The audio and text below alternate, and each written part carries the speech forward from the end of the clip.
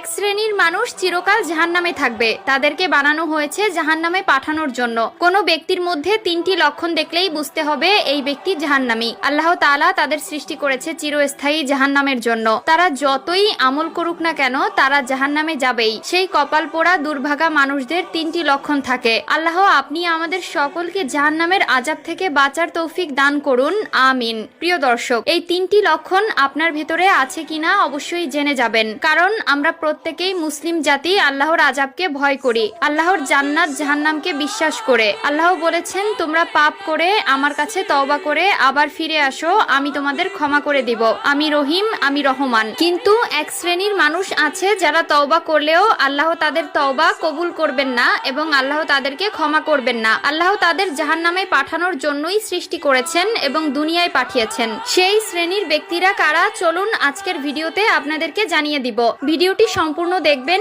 এবং মিলিয়ে নিবেন এই তিনটি লক্ষণ আপনার ভিতর আছে কিনা। যদি থেকে থাকে অবশ্যই আল্লাহর কাছে পানাহা চাইবেন, আল্লাহর কাছে ক্ষমা চাইবেন। ভিডিওটি শেয়ার করে দিবেন, হয়তো আপনার একটি শেয়ার একটি মানুষকে ইসলামের পথে চলার জন্য সাহায্য করবে এবং পাপ কাজ থেকে নিজেকে বিরত করবে। একটা জাহান্নামী ব্যক্তি একটা চতুষ্পদ প্রাণীর চাইতেও নিকৃষ্ট, কারণ চতুষ্পদ প্রাণী জাহান্নামে যাবে না, কিন্তু একটা মানুষ আল্লাহর সৃষ্টির সেরা জীব হয়েও তার পাপ কাজের কৃতকর্মের জন্য চিরস্থায়ী জাহান্নামে জ্বলতে হবে। তো চলুন বেশি কথা না বলে শুরু করি আজকের ভিডিও। আজকে আমরা জানবো জাহান্নামী ব্যক্তিদের তিনটি লক্ষণ সম্পর্কে, যে তিনটি আমাদের সকলের মধ্যে বিদ্যমান থাকতে পারে। জাহান্নামী ব্যক্তিদের তিনটি লক্ষণ হলো, এক, তাদের অন্তর আছে কিন্তু এই অন্তরে আল্লাহর ভয় জাগ্রত হয় না। যে অন্তরে আল্লাহর ভয় নেই সেই অন্তর শয়তানের দখলে থাকে। সহজভাবে বলতে গেলে তারা আল্লাহকে বিশ্বাস করে কিন্তু আল্লাহর ভয়, আল্লাহর আযাবের ভয় তার অন্তরে বিকশিত হয় না। তার অন্তরের ভেতর নাফরমানিতে ভরে গেছে, তার অন্তর পাপ কাজে পাপিষ্ট হয়ে গেছে।